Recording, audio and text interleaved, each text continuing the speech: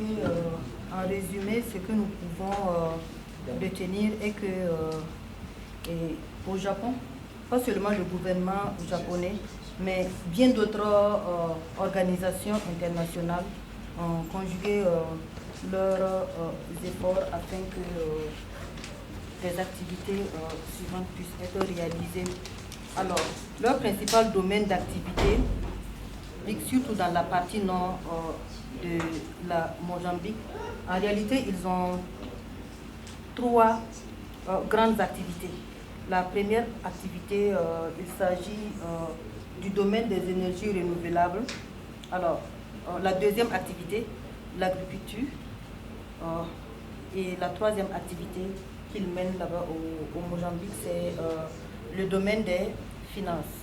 Alors, parlant du domaine des finances, il dit avoir introduit le système de e-money, dit l'argent en ligne, alors pour permettre aux producteurs, en fait, souvent de mener leurs achats plus facile.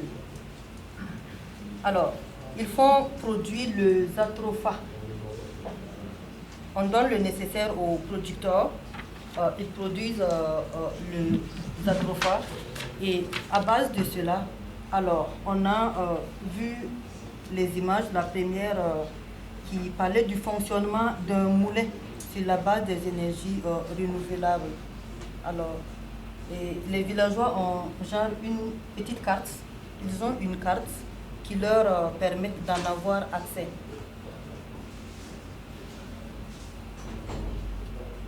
Et ils accordent des microcrédits aux producteurs. Et chaque producteur, lorsqu'il a sa carte de microcrédit, plus il travaille, plus il est performant et plus les années à suivre, le crédit octroyé est plus conséquent.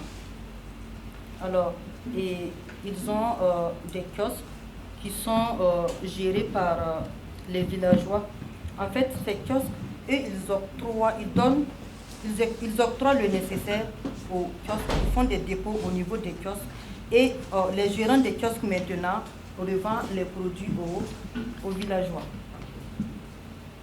Alors, on a aussi l'utilisation du système e-money, l'argent en ligne, pour améliorer, le but principal étant d'améliorer les conditions de vie des familles. Alors, étant donné que la majorité des villageois ne comprennent pas leur langue, ils ont dû faire appel à une de la localité pour faciliter les échanges avec les villageois. Et les étapes principales sont, alors, d'abord, l'octroi des crédits aux producteurs. Deuxièmement, alors, après avoir octroyé les crédits aux producteurs, on met à leur disposition des applications, c'est-à-dire à l'aide des smartphones. On donne des smartphones aux responsables des groupements villageois.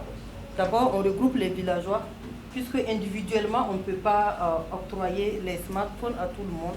Alors, on regroupe les villageois et à travers les leaders de ces groupements, on leur donne des smartphones.